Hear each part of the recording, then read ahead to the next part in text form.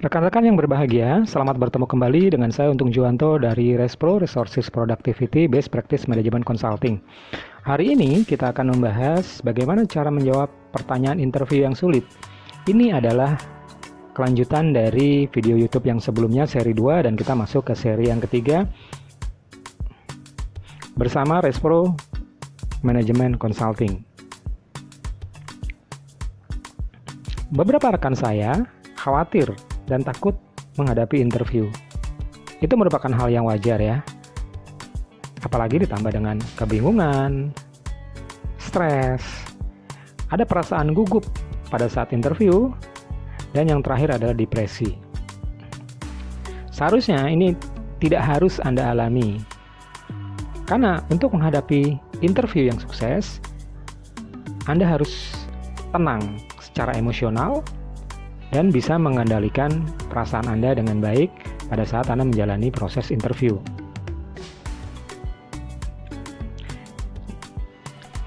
Jadi, kalau Anda sekarang sudah memasuki tahap interview, maka selamat. Selamat sekali lagi kepada Anda yang sudah dipanggil interview. Karena apa? Karena Anda sudah melewati tahap seleksi administrasi, di mana 95% kandidat itu gagal di proses seleksi administrasi. Jadi sekali lagi selamat bagi Anda yang saat ini masuk ke tahap interview. Sekarang adalah bagaimana mempersiapkan interview dan bagaimana menjawab pertanyaan-pertanyaan interview, apalagi pertanyaan itu pertanyaan sulit dan merupakan jebakan dari interviewer kepada kandidat. Cara yang paling efektif untuk memberikan solusi terhadap permasalahan tersebut adalah dengan cara banyak latihan. Ya, benar, banyak latihan. Karena dengan banyak latihan Anda akan semakin sempurna, semakin mudah untuk menjawab pertanyaan tersebut. Sehingga Anda akan lebih unggul dibandingkan kandidat yang lain dan Anda akan bisa melewati proses ini dengan baik. Jadi, santai saja dan terus berlatih sampai datangnya hari H melakukan interview. Nah, hari ini kita akan latihan lanjutan dari episode YouTube yang sebelumnya di seri 2 dan di sini kan seri 3. Pertanyaan yang ke-6. Berikan gambaran dari pekerjaan yang Anda lamar. Ini adalah pertanyaan yang sangat penting. Jadi, Anda harus memahami gambaran pekerjaan yang Anda lamar. Cobalah survei job description-nya apa, tugas dan tanggung jawabnya apa, kewenangannya seperti apa. Karena perusahaan tidak akan mempekerjakan orang yang melamar posisi tersebut dan dia tidak mengetahui apa tugas dan tanggung jawabnya. Itu tentunya akan disingkirkan lebih awal karena perusahaan akan mencari kandidat-kandidat yang memahami tugas dan tanggung jawabnya pekerjaan tersebut. Jadi coba dilakukan pembelajaran, dilakukan penemuan informasi terhadap pekerjaan yang Anda lamar, tugas dan tanggung jawabnya apa saja, dan seberapa besar skop dari pekerjaan tersebut. Kemudian cari tahu tugas, tanggung jawab, SOP sampai dengan work instruction-nya sehingga Anda akan merasa pede pada saat mendapatkan pertanyaan tersebut. Kemudian yang kedua adalah Anda terlalu berpengalaman. Wow, luar biasa. Hati-hati ya, ini pertanyaan jebakan. Jadi, ada dua hal kandidat menanggapi pertanyaan ini. Yang pertama, dia akan sombong. Dia akan sombong menerima statement dari interviewernya, Anda terlalu berpengalaman di sini. Itu adalah yang pertama. Untuk tipikal yang pertama, saya jamin orang ini tidak akan diterima bekerja. Karena perusahaan tidak akan menerima orang yang sombong. Karena orang yang sombong tidak akan bisa bekerja sama dalam tim. Dan merasa puas. Jadi bagaimana cara menjawabnya? Jawablah dengan cara bijaksana. Ucapkan terima kasih atas pujiannya. Yang pertama itu adalah mengucapkan terima kasih. Yang kedua, stay humble. Tetap rendah hati terhadap pujian tersebut. Kemudian jawablah dengan yakin bahwa Anda memang mempunyai pengalaman terhadap pekerjaan ini, tetapi tidak diutarakan dengan takabur. Percaya diri dengan takabur itu berbeda. Berikanlah penjelasan secara bijaksana, karena perusahaan akan mencari orang-orang yang bisa mengoptimalkan kinerjanya tanpa harus besar hati atau besar kepala. Kemudian pertanyaan yang ke-8 adalah, mengapa kamu resign dari pekerjaan? Mengapa kamu berhenti dari pekerjaan? Nah, ini adalah pertanyaan yang sangat penting ya, yang sangat penting, sebab dari sana, dari motivasi Anda keluar dari pekerjaan tersebut, perusahaan akan mengetahui sebenarnya orientasi Anda apa sih terhadap pekerjaan tersebut. Apakah sekedar mencari uang? Apakah ada konflik di sana? Akan digali oleh interviewer. Apakah Anda orang yang tidak bertahan?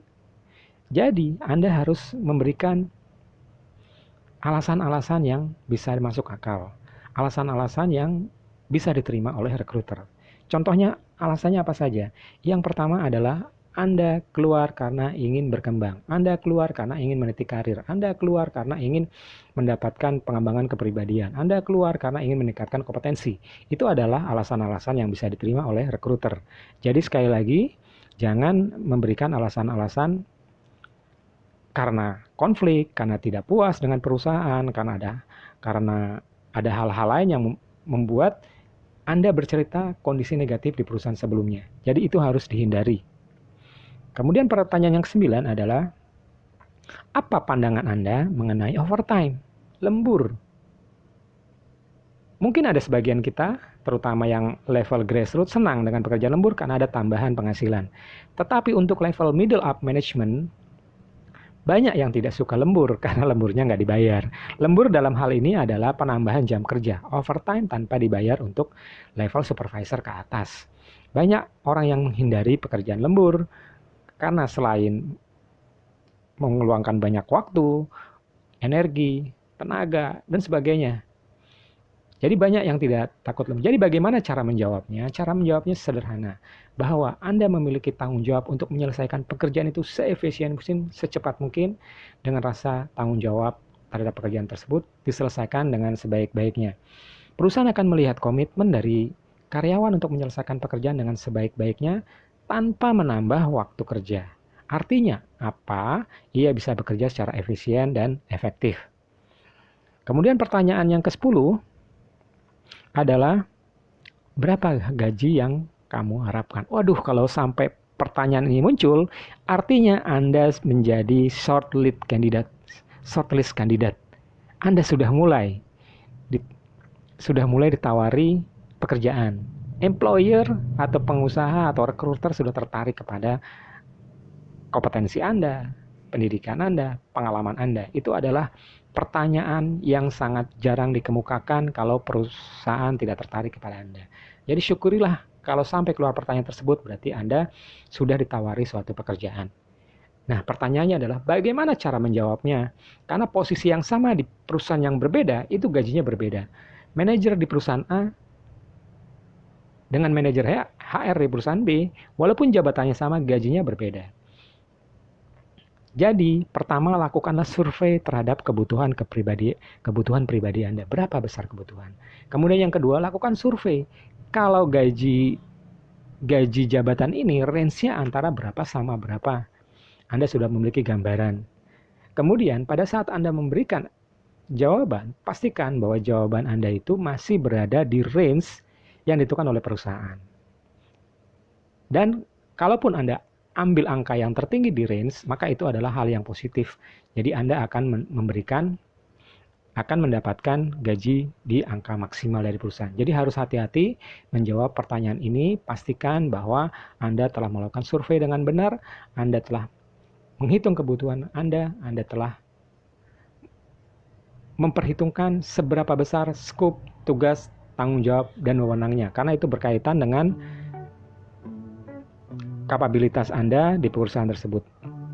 Oke, itu adalah 5 pertanyaan bagian ketiga. Totalnya ada 10 pertanyaan yang bisa Anda pelajari Anda latih berulang-ulang sehingga pada saat Anda menemui pertanyaan tersebut, Anda sudah bisa memberikan jawaban yang terbaik sehingga Anda lebih unggul dibandingkan kandidat yang lain. Pembahasan ini akan berlanjut, yaitu bagaimana caranya menegosiasikan gaji sehingga Anda bisa diterima dengan gaji yang maksimal. Kemudian Anda bisa menerima tawaran pekerjaan, aspek-aspek apa saja dari gaji, baik yang diterima secara langsung dalam bentuk material maupun non-material, kompensasi dan benefit. Itu akan kita bahas di sesi berikutnya. Terima kasih atas perhatiannya. Saya Untung Juwanto, saat ini saya sebagai CEO Resto. Selain CEO, saya juga sebagai dosen part-time mengajar strategic management dan e-commerce. Saya juga saat ini sedang menulis buku Sustainable Growth dan Resources Productivity. Jika Anda ingin informasi lebih lanjut, Anda bisa hubungi nomor telepon yang ada di foto profil maupun alamat email.